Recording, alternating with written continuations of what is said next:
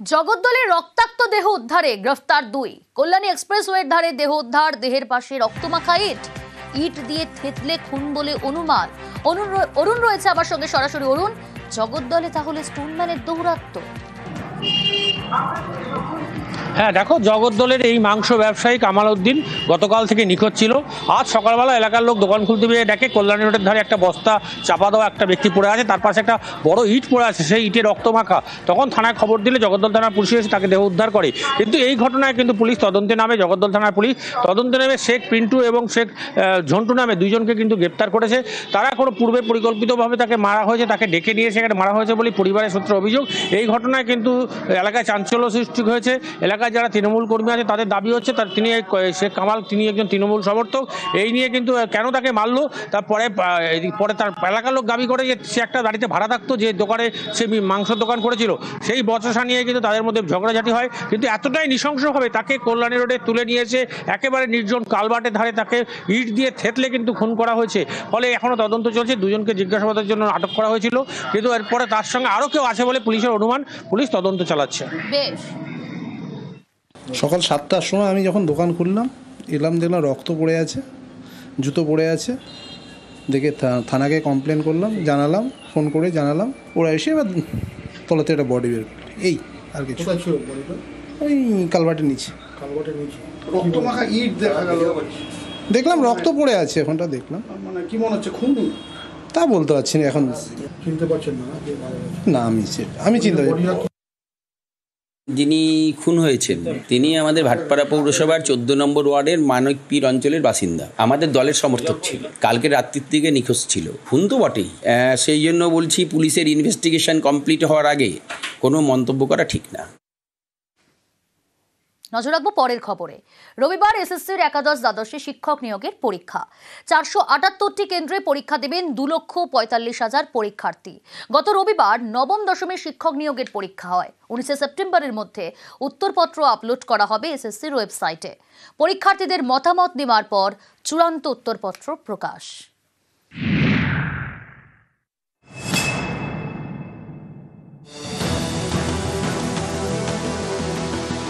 মামলা, মোকদ্দমা, বিক্ষোভ, আন্দোলনের পর অবশেষে শিক্ষক নিয়োগের পরীক্ষা নিচ্ছে স্কুল সার্ভিস কমিশন। গত রবিবার 7 সেপ্টেম্বর নবম দশমের পরীক্ষা হয়ে গেছে। এই রবিবার একাদশ দ্বাদশে শিক্ষক নিয়োগের পরীক্ষা। 478টি কেন্দ্রে পরীক্ষা দেবেন 2,45,500 জন আবেদনকারী। সকাল 10টার মধ্যে পরীক্ষা কেন্দ্রে ঢুকতে হবে। স্বচ্ছ পেন নিয়ে যেতে পারবেন। অ্যাডমিট কার্ড ছাড়া পরীক্ষা কেন্দ্রে ঢোকা যাবে না। শেষবার এসএসসির শিক্ষক নিয়োগ পরীক্ষা হয় 2016-এ। সেই নিয়োগ প্যানেল খারিজ করে দিয়েছে আদালত। এবছর ডিসেম্বরের মধ্যে নতুন নিয়োগ প্রক্রিয়া শেষ করতে হবে স্কুল সার্ভিস কমিশনকে। সুপ্রিম কোর্টের নির্দেশে ইতিমধ্যেই অযোগ্যদের তালিকা প্রকাশ করেছে এসএসসি। অযোগ্যরা এই পরীক্ষায় বসতে পারবেন না। যোগ্যদের নিয়েই হচ্ছে সেপ্টেম্বরের পরীক্ষা। এরপর ফল প্রকাশ নিয়েও সতর্ক এসএসসি। আমি সমস্ত পরীক্ষার্থীকে আশ্বস্ত করতে চাই যে প্রশাসনের তরফে সর্বোচ্চ স্তরে ব্যবস্থা নেওয়া আছে। আপনারা শান্তভাবে পরীক্ষা দিন। আশা রাখছি পরীক্ষাকাল শান্ত এবং নির্বিঘ্নে শেষ হবে। 7 সেপ্টেম্বর নবম দশমে শিক্ষক নিয়োগের পরীক্ষা হয়। 2 সপ্তাহের মধ্যে উত্তরপত্র আপলোড করবে এসএসসি। 19 সেপ্টেম্বরের মধ্যে উত্তরপত্র আপলোড করা হবে এসএসসির ওয়েবসাইটে। উত্তরপত্র নিয়ে মতামত দেওয়ার জন্য 5 দিন সময় পাবেন পরীক্ষার্থীরা। পরীক্ষার্থীদের মতামত বিশেষজ্ঞদের কাছে পাঠাবে এসএসসি। তারপরেই চূড়ান্ত উত্তরপত্র এবং মেধা তালিকা প্রকাশ করা হবে। 2016-এ শেষবার এসএসসির পরীক্ষা হয়েছিল। 9 বছর পর ফের শিক্ষক নিয়োগের পরীক্ষা নিচ্ছে school service commission. News 18 Bangla. আসছে পুজো, কিন্তু বুকিং নেই জলদাপাড়ায়। জলদাপাড়া জাতীয় উদ্যানের মূল আকর্ষণ হাতি সাফারি এবং গাড়ি সাফারি। এই 2 সাফারির টিকিটই বুক করা যেত অনলাইনে। সম্প্রতি তা বন্ধ করে দেওয়া হয়েছে। পর্যটকদের দাবি কাউন্টারে দাঁড়িয়ে টিকিট পাওয়া যাচ্ছে না, আর সেই কারণেই বুকিংয়ে ভাটা।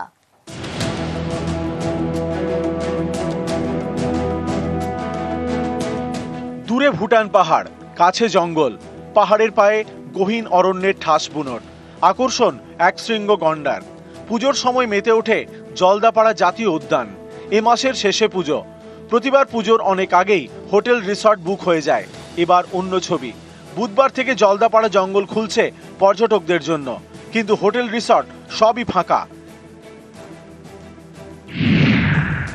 কারণ জলদাপাড়ার মূল আকর্ষণ জঙ্গল আর সাফারি। হাতি এবং গাড়ি দুই সাফারি আগে অনলাইনে বুক করা যেত, এবার অনলাইন বুকিং বন্ধ। এরই প্রভাব পড়েছে হোটেল রিসর্টের বুকিংয়ে। জানুয়ারি মাস থেকে আমরা জুনের 15 তারিখ পর্যন্ত সাফার ছিলাম। কোনো পর্যটক তেমনভাবে আসতে চাচ্ছে না, কেন কি লাইনে দাঁড়ায় টিকিট পাবো কি না, তাহলে জঙ্গলে গিয়ে কি হবে, সাফারি যদি করতে না পারে তাহলে জঙ্গল এলাকায় আমরা যাব কেন। 216 বর্গ কিলোমিটার শাল সেগুনের জঙ্গল, অরণ্যের দিন রাত্রি, হেঁটে জঙ্গল ঘোরা যায় না। একমাত্র ভরসা হাতি সাফারি অথবা গাড়ি সাফারি। এই দুই সাফারির বুকিং চালু ছিল অনলাইনে। আগেভাগে টিকিট কেটে নিয়ে সাফারি নিশ্চিত করতে পারতেন পর্যটকরা। টিকিট বাঁচলে অফলাইনে কাউন্টার থেকে বিক্রি করা হতো। সম্প্রতি এই অনলাইন বন্ধ করে দেওয়া হয়েছে। এর জেরে সমস্যায় পর্যটকরা। তাদের দাবি, অফলাইনে টিকিট কাটার জন্য লম্বা লাইনে দাঁড়িয়েও টিকিট মিলছে না। এই সাফারিটা চড়ে পরিবাররা খুব এন্টারটেনমেন্ট করতো, সেই সাফারিটা অনলাইনে বুক করতো। তো তাদের সুবিধা থেকে ওরা কনফার্ম হয়ে লজ ট্যুরিস্টের লজ এই বিভিন্ন রিসোর্টগুলোকে অনলাইনে বুক করে ওরা এখানে পাড়ি দিত। এখন বিষয়টা এই অনলাইনটা চলে যাওয়ার ফলে ওদের কী হয়েছে, এটা কিন্তু ওদের কাছে একটা বিভ্রান্তকর হয়ে গেছে। এতে বন দপ্তরের ক্ষতি হচ্ছে, সরকারের ক্ষতি হচ্ছে, এখানকার ব্যবসার ক্ষতি হচ্ছে। অফলাইনে টিকিট মিলছে না, জঙ্গল সাফারি করা যাচ্ছে না, নিরাশ পর্যটকরা। এতে ধাক্কা খাচ্ছে পর্যটন। পুজোর মুখে জলদাপাড়ায় পর্যটকের সংখ্যা অনেকটাই কমেছে। হোটেল রিসর্টের বুকিং নেই, অর্ধেকের বেশি ফাঁকা। জলদাপাড়ায় প্রায় 70টি হোটেল রিসর্ট রয়েছে, এর অধিকাংশই ফাঁকা। এখন পর্যন্ত অনলাইন চালু না হওয়ার জন্য আমরা এখন পুজোর কোনো বুকিং ঠিকঠাক এখন পর্যন্ত হয় নাই।